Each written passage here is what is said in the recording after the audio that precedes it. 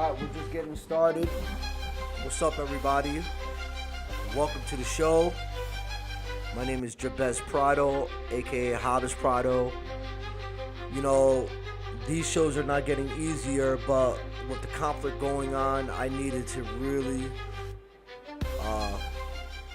get involved with this crisis because we all got to do our part, right? We all got to talk about it. We all got to be about it if we're going to talk about it, right? Like every voice matters for these people. Every show matters. It doesn't matter if you're doing something minor.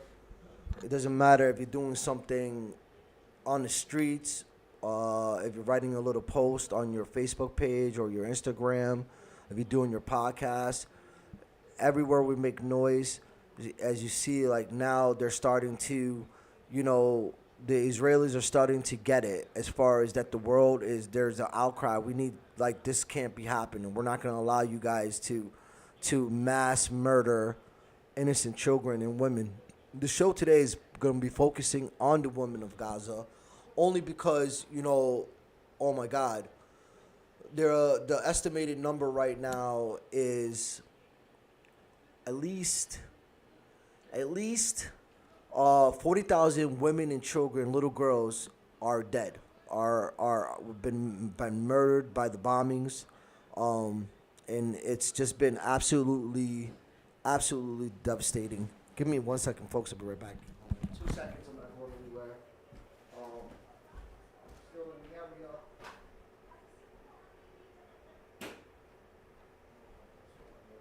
Yo, so,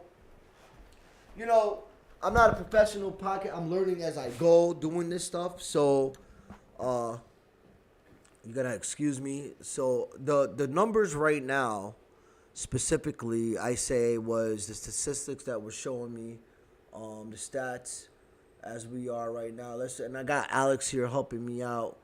Hey,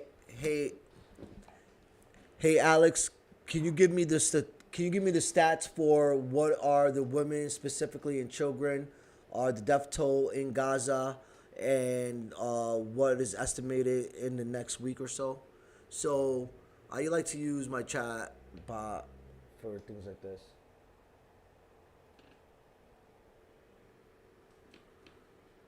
Specifically because I get some accurate numbers, but they give me. Usually, if you prompt them to. Most up-to-date verified information on women and children casualties in Gaza, along with projected risks moving forward. Casualties so far, as of July 29th to 30th, 2025, according to Gaza's health ministry, at least 60,034 people have been killed since October 7th, 2023. So at least 60,000, and the number's more because we're not able to get in there, right? So not only that, it is estimated 18,500 children, making Gaza one of the deadliest places on earth for kids today, or for anybody in the world, that is journalists, humanitarian aid workers. They're not allowed in there right now to basically provide humanitarian aid or to help out with that. It's just ridiculous, folks, how we're allowing this to happen. United States is complicit in this, of course. I'm just giving the numbers that say here. It's staggering, folks. It's staggering. Churches that have been affected, Christian churches, 183 Catholic churches had been destroyed. So where's the outcry for all the Christian nationalists and Mr. Mike Johnson, our House Speaker, and all this stuff? So I heard yesterday a senator was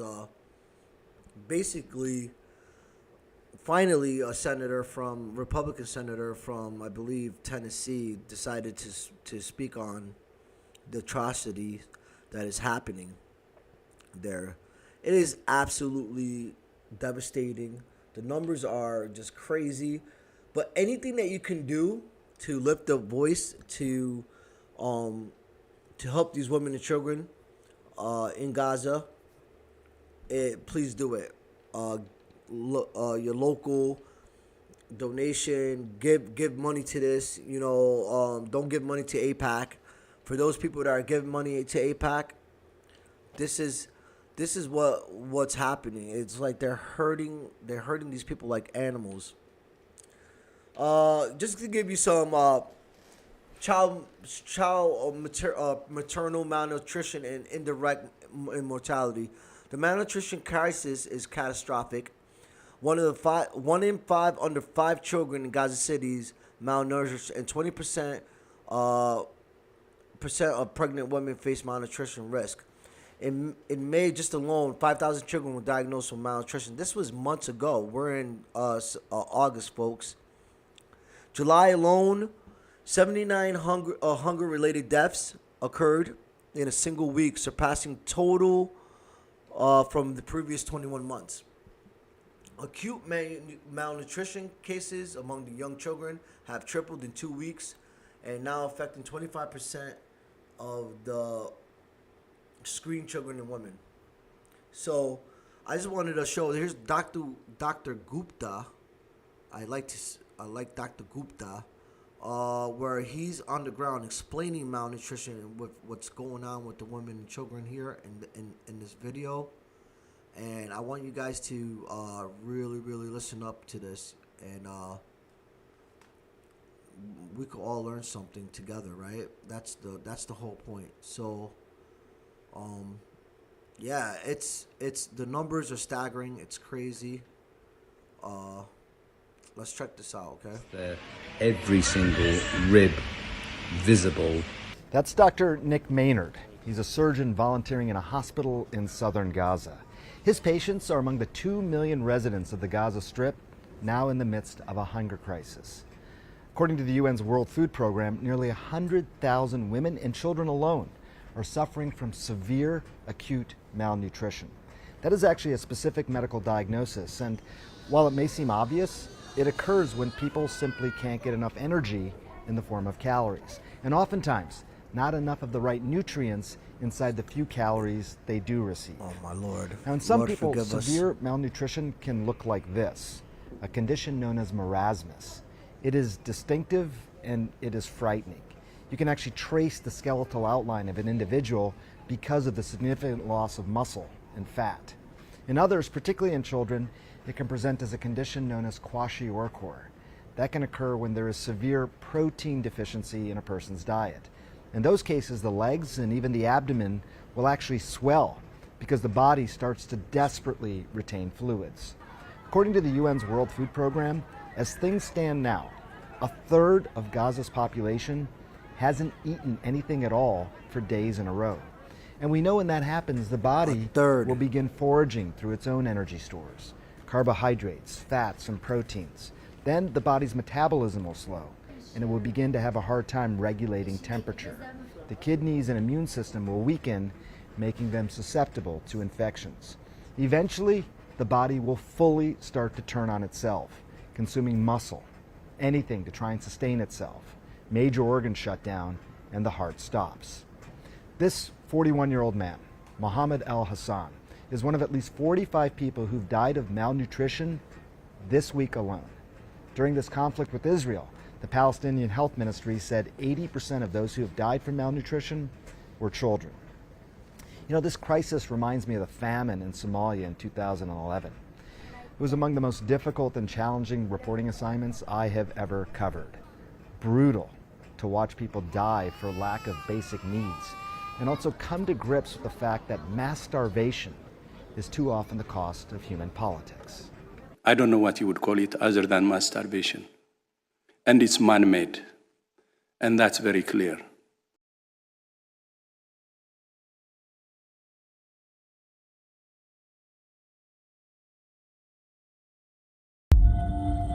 Each of these bright lights come from a sophisticated U.S. intercept missile system.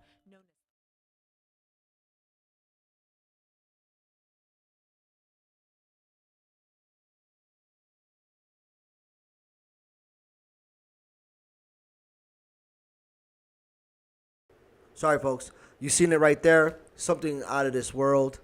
I don't know how we allow this stuff. right now as human beings alone, just Christian, Jesus-loving people. I don't understand how we allow this to happen right in front of our face. We are so desensitized.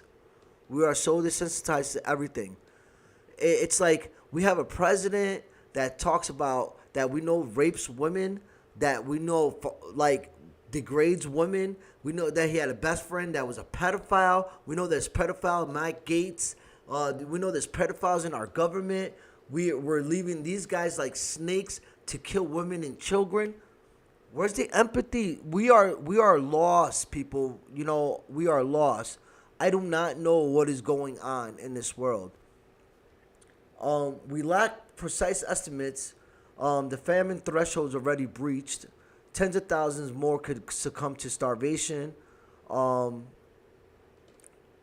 know, like I said, children killed 18,500. Women and girls killed specifically. The number is 30,000 right now, but I said 40 and it's climbing. That's what I saw yesterday.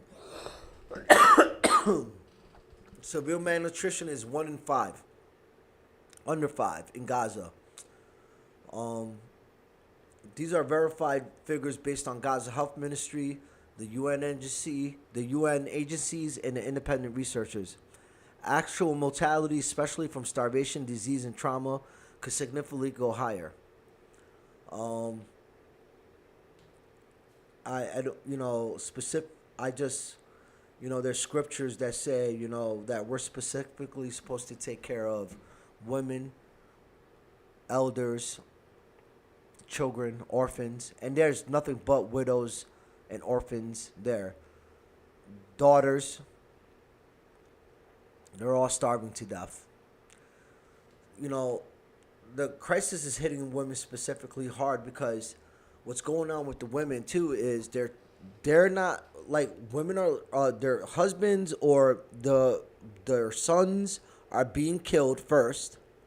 So there's women that are being left with 8 kids, 9 kids, cousins' kids, and they only could go out at night.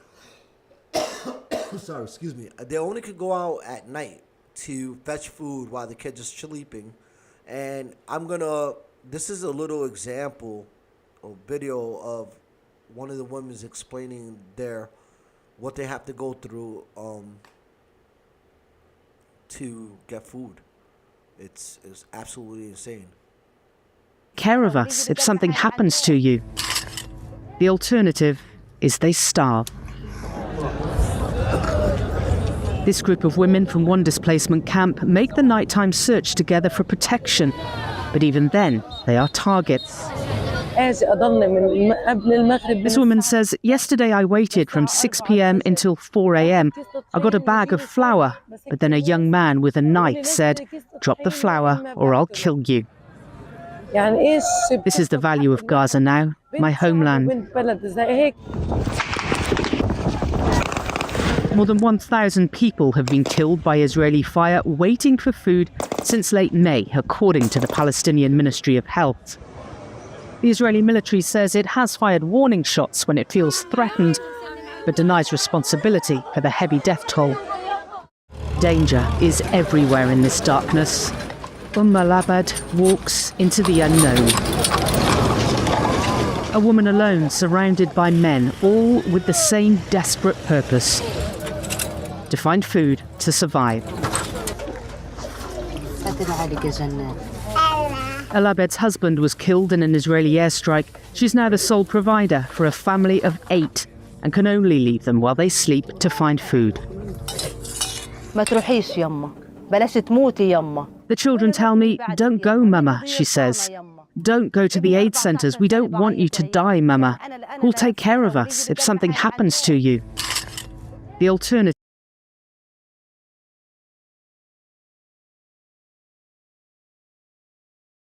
The alternative is either she starves and then they all die together. But the scary part is that these women go into the dark alone and have to go through that by themselves. And it's just ridiculous, y'all. It is the most... I cannot believe that this is what we're allowing to happen right now. You know? It's just the craziest thing. So, Netanyahu yesterday, guys. Yesterday, Netanyahu said there was no starvation. President says that he obviously saw starvation. I mean, come on, people. What are we doing in the world right now? Why are we even allowing this? I do not get it. You know, why isn't more people speaking up? I mean, I think the media is doing a better job now, but I don't see it being, you know, I don't see it being anything like women and girls in Gaza are starving. They're collapsing from the hunger while the world turns blind now. President Biden's response was weak, complicit. We break it down in episodes this week. I mean, this episode, I think it's kind of traumatizing for all of us because right now we're seeing all this babies. Oh my God, the babies. Oh, Lord, what are we doing? What are we doing as Christians? What are we doing as love, as humanity, empathy? There's all kinds of things happening in the world right now, guys. There's all kinds of war, famine, earthquakes, tsunamis. Come on, people. We got to get right. I got to get right, too. Man. Pray. You got to pray. What's wrong with praying for the people of Palestine? What's wrong with praying for the people that are disadvantaged and being taken advantage and just living in the poorest conditions? What's wrong with that's not being anti-Semitic? That's not being, free Palestine, free Sudan, free all the places that are being oppressed. That's what's wrong with saying this, It's crazy where we're coming in a place where we cannot stand up for marginalized people. We should. It's the worst humanitarian crisis in the whole history. They're not just starving; they're collapsing from exhaustion, struggling to find food, water, even strength to care for their own families. A lot of them are widows, and they're still. I feel like they're all forgotten. In war, this is very important because I've seen it in Ukraine and I've seen it in Poland because I did go to Poland and I helped Ukrainian refugees, and I was there for months, and I've been involved with the war efforts, raised a lot of money for Ukrainians, and I was a case manager for a foundation where I had to find accommodations. It was all women and children and their pets and their grandparents and autistic kids, and and they were escaping Ukraine, coming into Warsaw, and this is true to the fact that in war, women often carry the heaviest burden.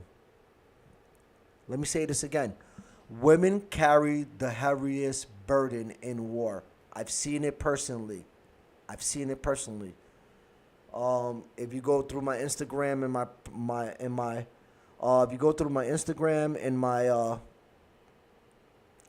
my other things, give me 1 second, folks. I gotta go open the door for somebody.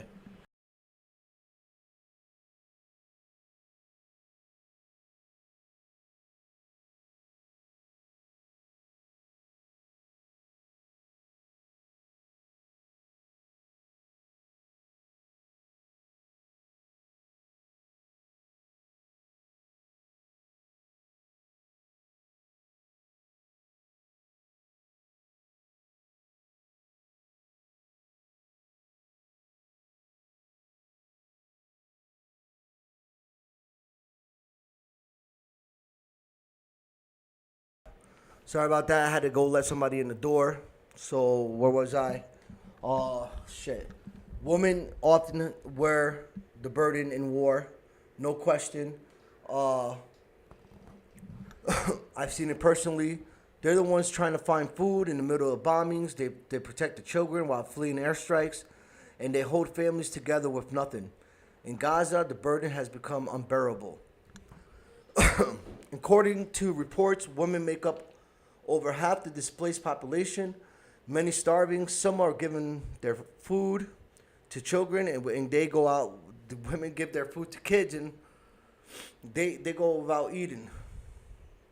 Aid is being blocked by settlers. I played videos on my TikTok where you see settlers, and on my Facebook, they're being blocked by settlers. But the settlers, the IDF is letting the settlers destroy the food. And this shit is crazy. Settlers that stole land, they're European. Most of them are from Poland. All these Zionists are not even, they're like European. They're not even real, they're the most, the thing is, Palestinians are Semitic, right? Palestinians are Semitic, and these Jews are more anti-Semitic than anybody else in the world. They should be dropping the anti-Semitic bombs on themselves, knowing that Arabs are Semitic. That's the crazy. It's psychotic. I don't know why. This is a real mental health issue, man. After Auschwitz, after everything that they've been through, we've seen videos and evidence of food convoys being deliberately targeted, and even the U.S. leaders showing a lack of urgency and compassion. Let's be clear. This is not just war. This is a systematic starvation dealt by the Israelis. This is a violation of human rights, and women are paying the highest price for this. Scriptures teach us, the gospel. Here you go, Christians. In James 1:27, pure and undefiled religion before God and Father. Take care of orphans and widows that are in distress. What's happening in Gaza violates that all in every level. So, to anyone listening, please don't stay silent. Share this message. Donate to trustworthy groups.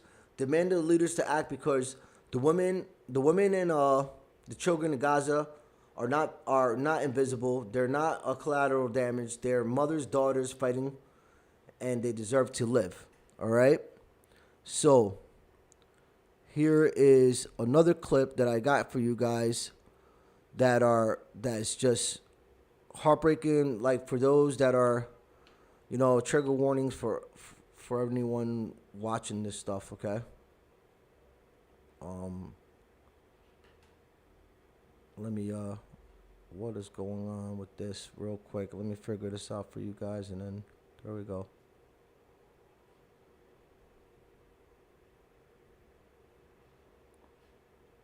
Okay. Then we're not hearing this right now. I'm sorry, guys. Sometimes, with this stuff, you get technical difficulties, and I don't know why the clips are not playing sometimes, but this fix it up real quick for you guys, and here I go. What is good? Sometimes this thing just acts up to me, guys, because I got a lot of things playing around here. So give me 1 second, and I'll get the next clip for you guys all together. So, yeah. My bad on that, folks. I'm going to go into this clip where they're discussing the war crimes. And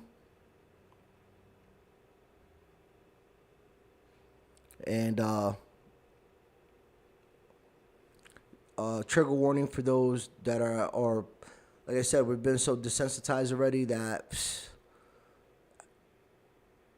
I definitely, oh Lord, let me see what's going on here.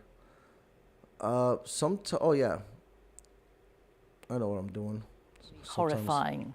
He says the UK will evacuate children from Gaza who are in urgent need of medical attention. Israel says it'll allow countries to airdrop aid in the coming days, but aid agencies say this won't be enough. Folks. Israel controls the entry of supplies into Gaza. It says the starvation is not its fault, and it blames Hamas for stealing food. The BBC, like other news organisations around the world, is prevented by Israel from reporting inside Gaza and from seeing for ourselves what is really going on. So we rely on trusted freelancers in the territory, and working with them, our international editor Jeremy Bowen sent this report from Jerusalem, and a warning there are distressing scenes from the start. This image of a starving boy and his mother in Gaza has been seen by millions around the world. His name is Mohammed, he's 18 months old, and he weighs 6 kilos. His mother, Hidayah al-Mutawi, has lost her home and her husband, who was killed, and Mohammed and many others will not survive much longer unless unrestricted aid starts flowing into Gaza. He can't stand up on his feet or sit because of the fatigue. We can't get baby formula from Mo because the prices are too high. I go from one hospital to another trying to get him formula, but I can hardly find any. Mohammed and his mother Hidayah were filmed by one of the trusted Palestinian freelancers we work with in Gaza, who are themselves starving. Israel does not allow international journalists to enter the territory. So we went to a spot overlooking Gaza, a vantage point in the frontline town of Sderot, where Hamas attacked and killed Israeli civilians on the 7th of October 2023. Israelis come here to look at the war, only a few miles away. It was hazy, so it was hard to see, and the steady sound of Israeli artillery was carried away on the wind. Since my last visit, vending machines have been installed if anyone needs refreshment. From here, it feels like looking out of one world into another, not distant, but remote and isolated. Look, I just want to go back, y'all, to the frame of these people. Look at this. Look at this, people. Look at this. Look at this. That's the face of Israel right there. Look at this. Is this us, America? Is this who we are? This is a family taking pictures in front of the, while the bombing is going on. Look at this.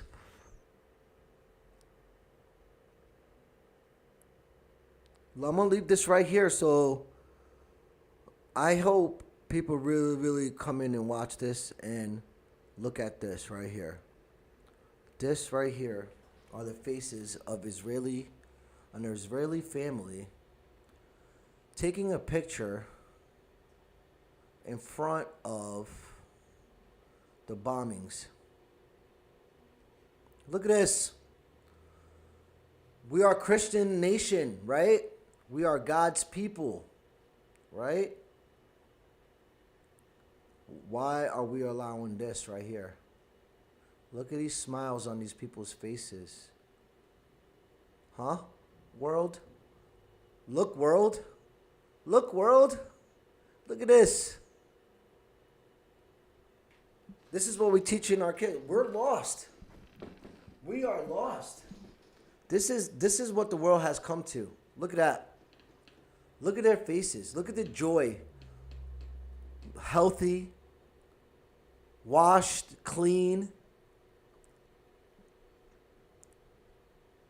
These are the fucking people, excuse my language, these are the people that we support, America.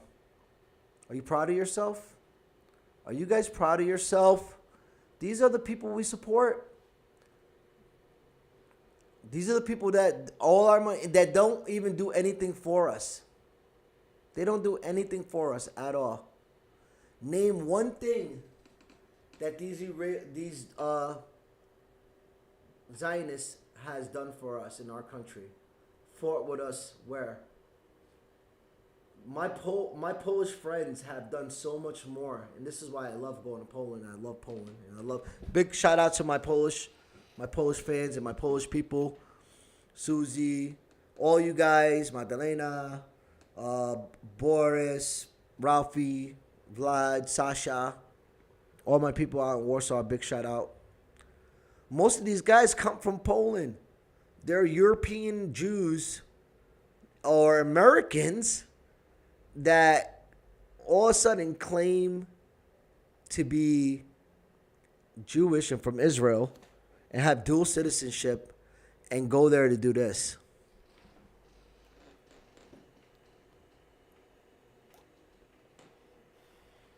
This shit stresses me out, man. It really does. Stresses me out really bad. I just can't.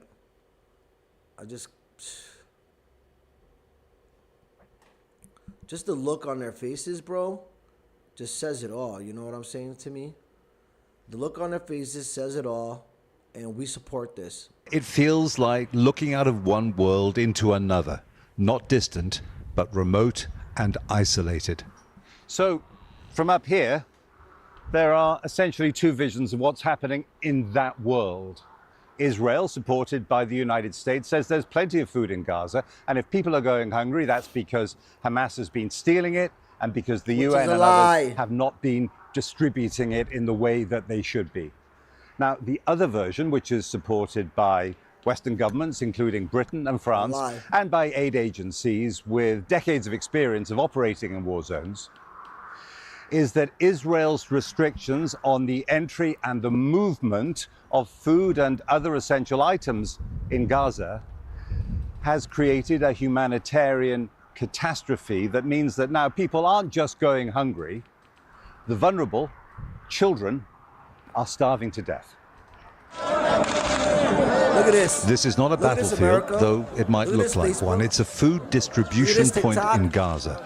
Bullets are kicking up the sand as men wait to get food. They're shooting. It's one of four sites run by the so-called Gaza Humanitarian Foundation, a joint Israeli-U.S. scheme they say replaces the UN the bullet and keeps food away.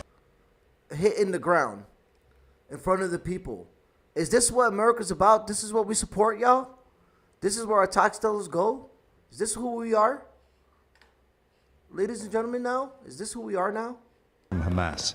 This video is of the Foundation's armed American security guards opening fire. War crimes right in front of you guys. War crimes. It was filmed by a U.S. soldier who signed up for the operation in Gaza after he retired and left, he says, when he saw American colleagues and the IDF killing civilians. The soldier is Lieutenant Colonel Anthony Aguilar, a Special Forces veteran of the U.S. Army's Green Berets. He's in Washington. I spoke to him from a spot just near the Gaza border. Listen to this guy. The Israeli Defense Forces shooting at the crowds of Palestinians. I witnessed the Israeli Defense Forces firing a main gun tank round from the Merkava tank into a crowd of people, destroying a car of civilians that were simply driving away from the site. I witnessed mortar rounds being fired at the crowds of people to keep them controlled. As a professional soldier with a very long career, what was your professional opinion of what was happening? My professional opinion of how the sites were established was what I would describe as amateur. Inexperienced, untrained, no idea of how to conduct operations of this magnitude. That would be my most benign assessment. In my most frank assessment, I would say that they're criminal. In my entire career, have I never witnessed the level of brutality and use of indiscriminate and unnecessary force against a civilian population, an unarmed, starving population. I've never witnessed that in all of the places I've been deployed to war until I was in Gaza at the hands of the IDF and U.S. contractors. Based on the knowledge you have, what are we doing? Do you think that you were a witness then to war crimes? I think you're saying that very emphatically. Without question, I witnessed war crimes. I witnessed war crimes being by the Israeli Defense Forces, without a doubt. using artillery rounds, it's coming for them. mortar Trust rounds, me. firing tank rounds into somebody's going to have to answer for this. Civilians. And after this administration, what this Republicans People don't can understand, resist hunger for a long time, but in the end, their strength ebbs away and deaths can rise exponentially. And that is what seems to be happening now in Gaza. Israel insists its forces have not targeted civilians. Now we have eyewitness testimony to add to the considerable evidence that they've done so as a matter of routine. As a matter Jeremy of routine. Bowen, BBC News, Jerusalem. Listen, I'm nobody. I am nobody. If you're not triggered by this, you have no heart. If you're not triggered by this, not even just being a human being. They're telling us, we have witnesses that people are getting killed, innocent people, right? Right? October 7th happened. I'm sorry. Okay? I feel terrible. I prayed for the families that lost their lives, the kids at the rave, the hostages. I still pray for them. I keep for them. But let me tell you right now that this is inhumane. We are a Christian nation. We are a Christian people. My people in this circle are Christian people. Republicans, my Republican friends, look what's going on. We cannot continue to allow this to happen. This is just crazy. And those that are out there, anyone, even if you don't have a show, if you're not even starting a show, something small, just speak up. Speak up. It's not about free Palestine. It's free Palestine is having them to have a two-state solution. It's always been a thing, but this is beyond this now. Is these guys are, when this and this is a message. I got a message for you Republicans. Okay, all you guys that voted for the Epstein files to be hidden, all you guys that voted for this war and this that's getting money from Israel. You guys, your numbers coming up. All right, midterms are coming up next, and after Trump, if he doesn't croak off, and of course they think he's gonna croak off and not ever face any charges or anything else like that. But anybody that supported this man and has supported these thieves, these Israelis that stolen land, these settlers. And all this stuff that you guys, the money that Ted Cruz is, yeah, our votes are gonna count this time. We're gonna hit the streets hard. I promise you. I promise you. Oh, big shout out to MTG, Marjorie Taylor Greene. Man, she surprised me. She has spoken out against this war. She's spoken out against the Epstein's file, and she's the last person I would ever think to be a voice of reason, of any reason.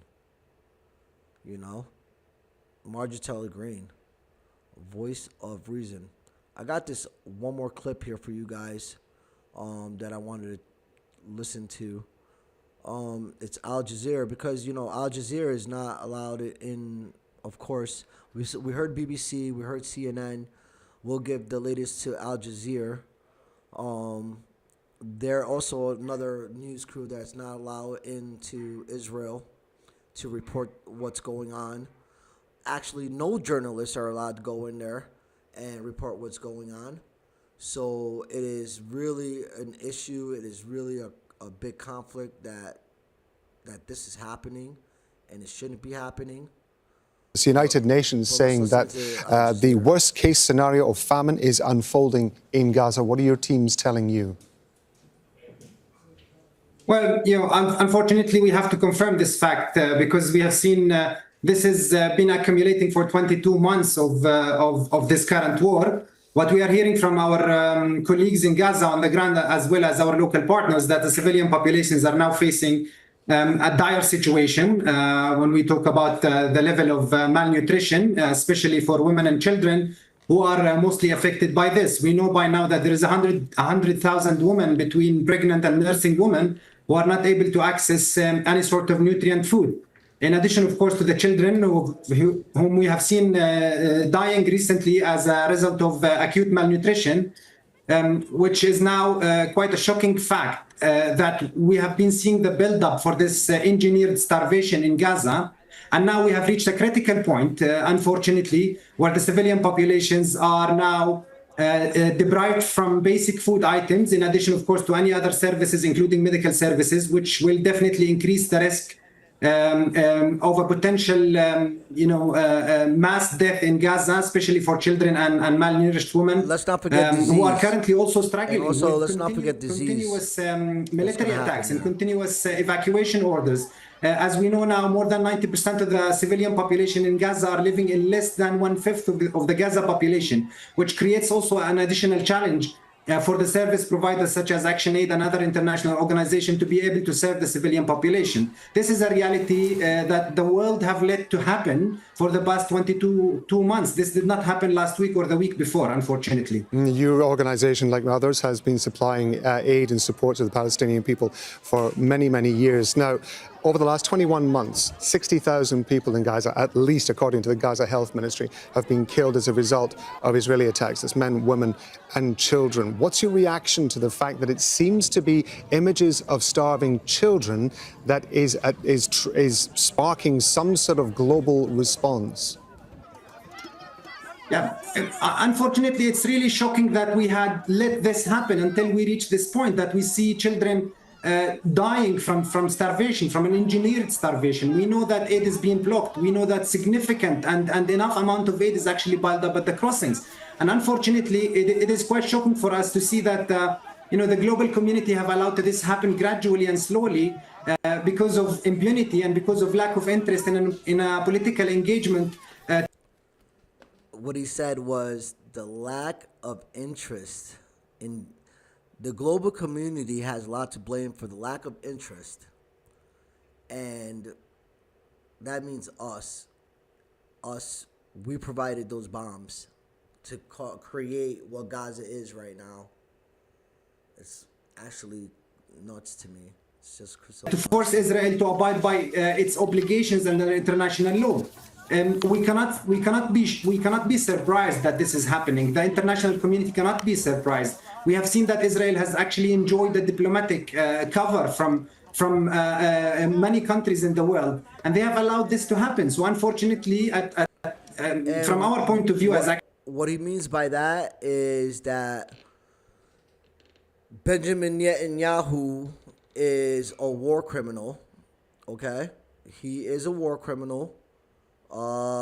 He belongs. What he's speaking about in that part right there is that Netanyahu has been traveling.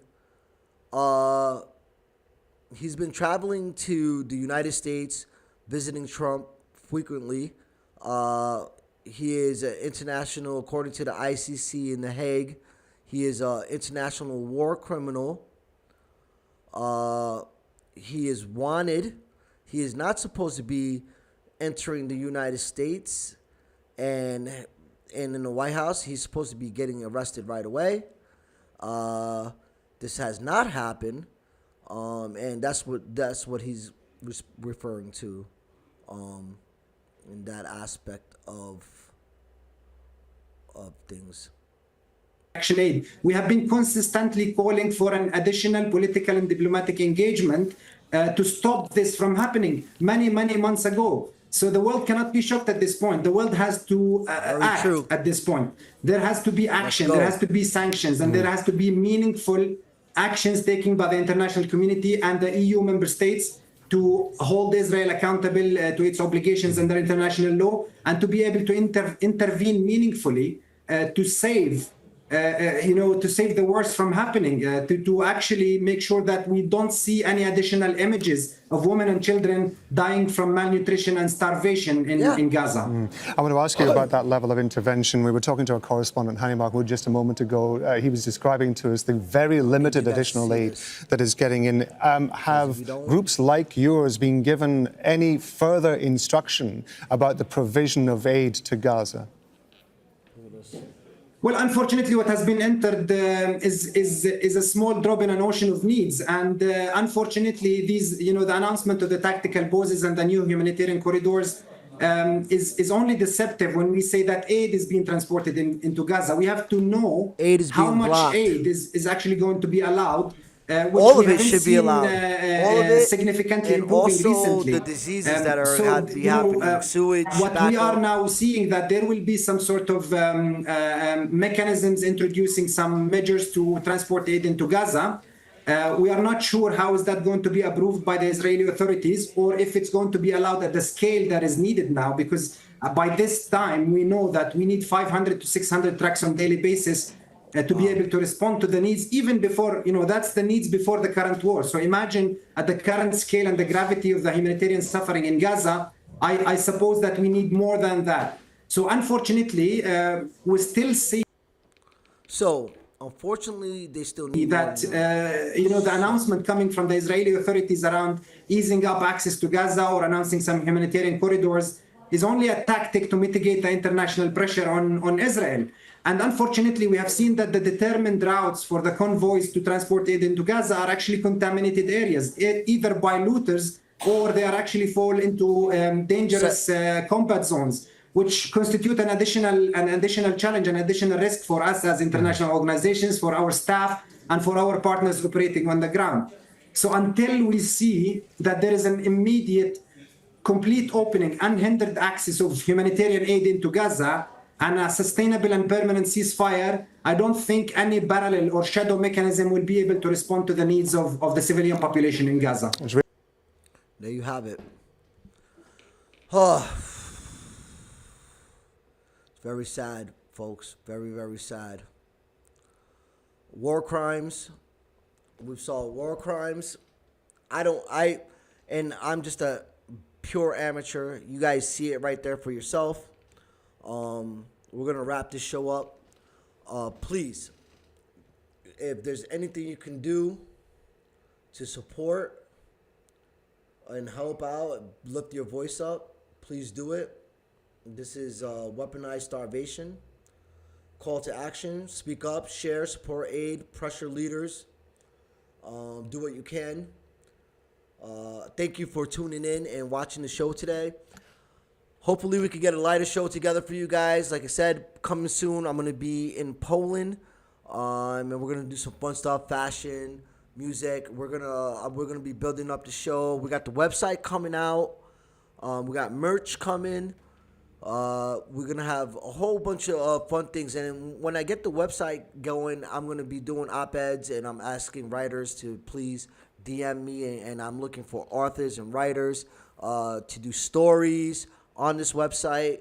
And we're going to be talking about a lot of stuff, and even coming in and traveling Europe a little bit. And, this is a traveling podcast.